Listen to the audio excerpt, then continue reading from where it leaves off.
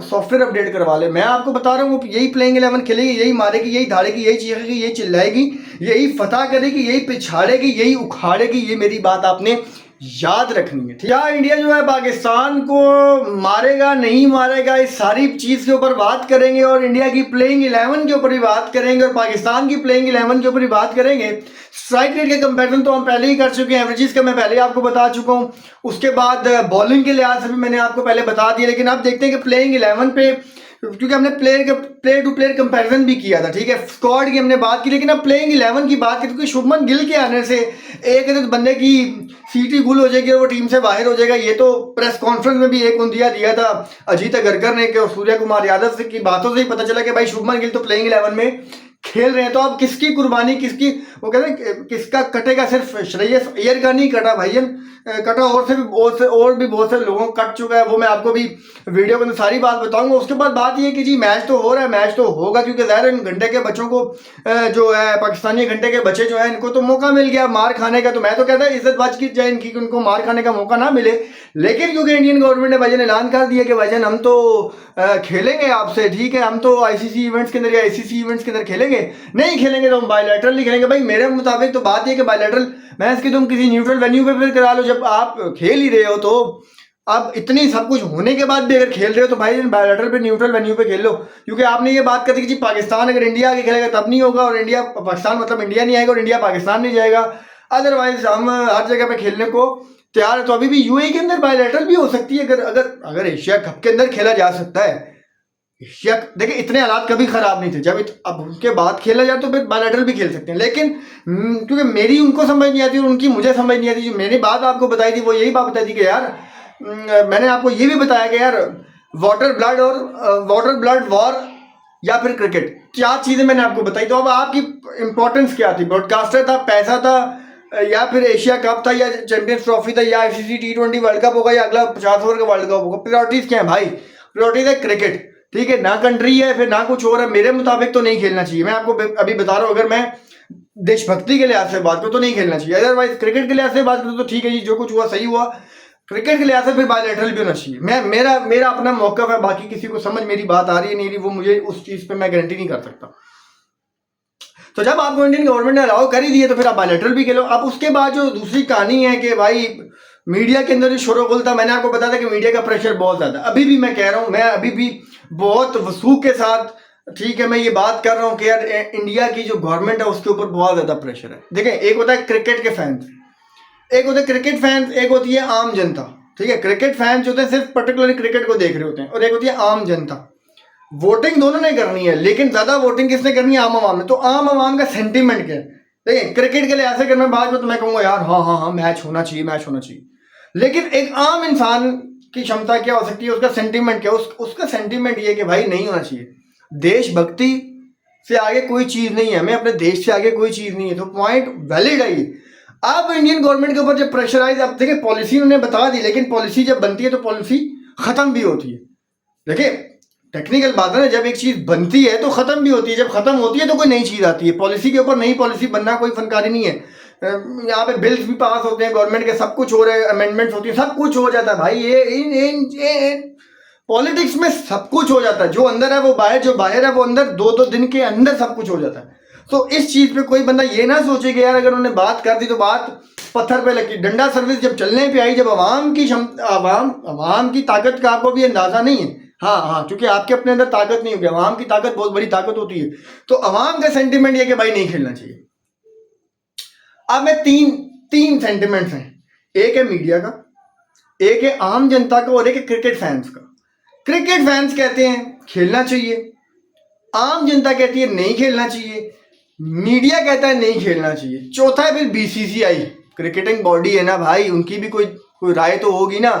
तो बीसीसीआई की राय क्खेलना चाहिए। अब 2 वोट है खेलना चाहिए, 2 वोट है नहीं खेलना चाहिए। अब पॉइंट ये कि वजन किसकी बात है? वजन देखिए हमेशा होता है आम जनता की बात पे, क्योंकि जब गवर्नमेंट कोई चीज़ डिसाइड करती है तो उसका डायरेक्ट इम्पैक्ट पड़ता है आवाम के ऊपर। आवाम जो होती है ना वो फिर रद्द अमल अपना जाहिर करती है ठप्पे लगा के। तो ठप्पा फिर देंगे, ठप्पा किस पे लगे, किस में लगे, किसके सूत्रों के अनुसार किसके सूत्रों पर ठप्पा लग जाए उसकी गारंटी मैं नहीं दे सकता। मेरे मुताबिक तो भाईजान आम जनता की बात सुननी चाहिए, बाकी सारी चीजें एक साइड पे। लेकिन अब आते हैं coming back to the point of playing 11, क्योंकि ये देखें बड़ी डिटेल मैंने आपको बात समझाती, क्योंकि बहुत ज्यादा कंफ्यूजन इस टाइम मीडिया के ऊपर चल रही है, किसी को कोई बात समझ नहीं आ रही, हर तरफ खून खराबा चल रहा है, शोर शराबा चल। तो हमने शोर शराबा नहीं करना, हमने अपनी बात समझानी है, लोगों को मुद्दा बताना है, लोगों को कॉन्सेप्ट समझाना है कि यार किस किस हल्के के अंदर, किस डिवीजन के अंदर क्या बात हो रही है। तो वो मैंने आपको बता दी, ठीक है। अब हम करते हैं प्लेइंग 11 के ऊपर। तो प्लेइंग 11 इंडिया की बात करते हैं। पाकिस्तान घंटे के बच्चों की बात करूंगा, पूरे के पूरे 15 भी खिला ले फिर भी मैच नहीं जीत सकते। कोचिंग वाले बंदों को भी खिला दे, क्योंकि माइक एसन तो खेलना जानता है, तो उसको भी खिला लो भाई, वो भी कुछ नहीं करता। घंटे का झांट का मैं तो उल्लू का पट्टा, वो नल्ला निखट्टा निकम्मा आवारा जो है ना, वो लूला लंगड़ा टूंडा जो भी है सारे पाकिस्तानी, इनकी बात करने की जरूरत नहीं है। लेकिन फिर भी मैं आपको प्लेइंग 11 बता दूंगा। लेकिन अभी बात करते हैं इंडिया की टीम की। तो भाई ओपनिंग संजू सैमसन नहीं कर रहे, ये तो मैं आपको क्लियर इंडिकेशन भी दे दूं बात आपको, क्योंकि देखिए वो डोमेस्टिक के अंदर मैच चल रहा है, वहां पे संजू सैमसन नंबर 4 के ऊपर तैयारी कर रहा है। तो इसका सीधा सीधा सीधा सीधा मतलब ये कि संजू सैमसन ओपनिंग नहीं कर रहा। मेरे ख्याल से ये इतनी बड़ी नाइंसाफी होगी, मतलब इतना बड़ा बलात्कार होना ना ये, कि आपकी सोचों से भी बाहर है। एक पोजीशन के खराब करने से पूरी टीम का बैलेंस खराब हो सकता है, और ये इम्पैक्ट आपको इसका मैचेस के अंदर, आने वाले मैचेस के अंदर दिख भी सकता है। हो सकता है मैच फिर बढ़ भी जाए, लग भी जाए, मैं आपको बता रहा हूँ, ठीक है। आपने बुरा नहीं मानना, आपने बात को समझना है। तो अब संजू सैमसन ओपनिंग नहीं कर, तो अभिषेक शर्मा के साथ ओपनिंग कौन कर रहा है? अब्बू। जिन अब्बू को गौतम गंभीर 3 फॉर्मेट के कैप्टन बना रहे हैं ना, वो अब्बू। प्रिंस गिल, मतलब गिल और अभिषेक शर्मा कर रहे हैं ओपनिंग। 1 डाउन पे तिलक वर्मा आएंगे विदाउट एनी डाउट। ये 3 प्लेयर आपके पक्के हैं। ये याद देखें, अब बाकी कहानी बात बताऊंगा। 3 बंदे आपके पक्के हो गए। नंबर 4 के ऊपर आपके आ रहे हैं संजू सैमसन, ठीक है, ये खबर पक्की हो गई। नंबर 5 के ऊपर आ रहे हैं सूर्या कुमार यादव। नंबर 6 के ऊपर आ रहे हैं आपके रिंकू सिंह, ये 6 हो गए आपके। नंबर 7 के ऊपर आ रहे हैं हार्दिक पांड्या। नंबर 8 के ऊपर आ रहे हैं अक्षर पटेल। नंबर 9 के ऊपर आ रहे हैं वरुण चक्रवर्ती। आपके 2 पेसर हो गए, एक हार्दिक पांड्या पेसर, 2 आपके स्पिनर, और 2 आपके आ जाएंगे आप बॉलर, वो होंगे बुमराह, साथ में आ जाएंगे अर्शदीप सिंह। ये आपके 11 हैं। अब अगर कंडीशन डिफरेंट होती है, देखिए सवाल कंडीशंस को भी देखना है आपने, बैलेंस में। अगर कंडीशन आपकी फेवर में जाती है तो आप क्या करेंगे?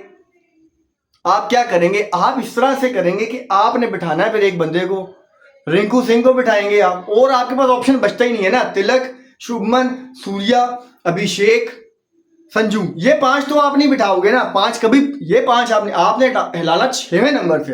हार्दिक को भी नहीं, 6 कन्फर्म है आपके, बुमराह अर्शदीप कन्फर्म, 8 कन्फर्म। तो बाकी आप किस, अक्षर पटेल को आप नहीं लाओगे ना। हाँ, अगर आपको लगता है कि फिर आपको पर्टिकुलरली बॉलर, फिर आप अक्षर को बिठा के कुलदीप को ले गए। लेकिन आप अक्षर की बैटिंग के साथ जाओगे, मुझे पता है 101%, मेरी बात लिख के ले लो, पाकिस्तान के खिलाफ अक्षर पटेल खेल रहा है। तो अक्षर पटेल आपका प्लेइंग 11 खेलेगा ही खेलेगा, साथ में वरुण, क्योंकि जो उसकी फॉर्म लगी हुई है, तो वरुण का खेलना बनता है। जो उसने विकेट्स लिए, 5-5 भी आउट किए, न्यूजीलैंड के खिलाफ भी आउट किए, तो उसका खेलना बनता है, और वो बंदा खेलेगा भी। तो अब हो गई कहानी पीछे कुलदीप यादव बचता है। कुलदीप यादव बचा ना, तो कुलदीप यादव की अगर जहां पे जरूरत हुई फिर 3 स्पिनर की, तो आप ले जाओगे, अदरवाइज इतनी जरूरत पड़ेगी नहीं आपको। आपके 3 पेसर, 2 बॉलर, अगर आपने बैटिंग डेप्थ रखनी है। लेकिन मेरे ख्याल से कि T20 के अंदर आप जा भी सकते हो बैटिंग के साथ, क्योंकि आपकी बैटिंग डेप्थ है, तो आप एक बंदा बिठा भी सकते हो, क्योंकि 5-6 आपके वैसे ही कन्फर्म है। हथौड़े हैं, जहाँ पे वो कहते हैं ना बड़े बड़े क्रिकेटर, ये लेजेंड्स, गोट्स, जो तो उन्होंने एक बात की थी कि यार जब ऊपर के 6 बंदे अगर मैच ना बचा सके ना, तो 7वां बंदा मैच नहीं बचा सकता, फिर मुश्किल हो जाता है। जब ऊपर के 6 कुछ नहीं उखाड़ सके ना, तो 7वें ने आगे कोई यहाँ पे फूल नहीं खिला देने, वहां पे कोई चांद तोड़ के वो नहीं लेके आएगा, और कहानी इतनी सी हो जाएगी और कहानी खत्म हो जाएगी। तो ये होगी इंडिया की प्लेइंग 11 जो मैंने आपको बताई, और यही प्लेइंग 11 खेलेगी भी। अगर किसी को लगता है ना ये प्लेइंग 11 नहीं खेलेगी, तो वो अपना सॉफ्टवेयर अपडेट करवा ले। मैं आपको बता रहा हूँ, वो यही प्लेइंग 11 खेलेगी, यही मारेगी, यही धाड़ेगी, यही चीखेगी, यही चिल्लाएगी, यही फतह करेगी, यही पिछाड़ेगी, यही उखाड़ेगी। ये मेरी बात आपने याद रखनी है, ठीक हो गया जी। अब आते हैं पाकिस्तान की प्लेइंग 11 के ऊपर। अब पाकिस्तान के तुरम खान जो है जी, फखर जमान और साइम अयूब, 2 तुरम खान आपके ये आगे। अब 1 डाउन पे कौन खेलेगा आपका, मुझे नहीं पता भाई, सीधी सी बात है। इनका घंटे के बच्चों का मुझे पता ही नहीं है कि किसने किसको खिलाना है, किसको नहीं खिलाना। यकीन जाने नहीं समझ आ रही मुझे इनमें से कौन सा बंदा खेलेगा प्लेइंग 11 में, किस तरह से। क्योंकि देखो किसी भी मैच के अंदर उन्होंने एक तरह की प्लेइंग 11 रखी नहीं, मतलब टीम के नंबरिंग एक तरह के रखी नहीं। खुशदिल शाह खेल रहा है आपका, सलमान अली आगा भी खेलेगा, हसन नवाज भी खेलेगा, साइम अयूब भी खेलेगा, फखर जमान भी खेलेगा। ये तो कंफर्म चॉइसेस हैं आपकी, ये खेलेंगे। फिर शाहीन अफरीदी भी खेलेगा आपका, सुफियान मुकीम को भी आप खिला रहे हो, फिर हारिस रऊफ को भी आप खिला रहे हो, फिर मोहम्मद वसीम को भी आप खिला रहे हो। मतलब आपके वही हसन अली को नहीं खिलाएंगे आप, यही हो सकता है।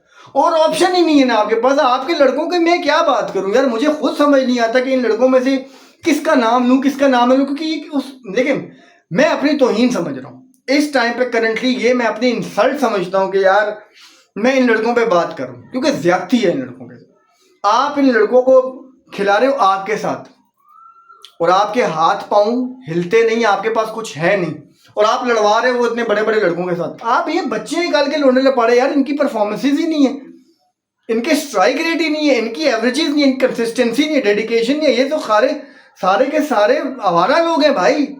2-2 रुपए में अपना पेशा, जैसे हमारे जर्नलिस्ट बेचते हैं, वो 2-2 रुपए में बिकने वाले लोग हैं यार। मतलब बिकने से मुराद ये कि यार ये नहीं खेल सकते।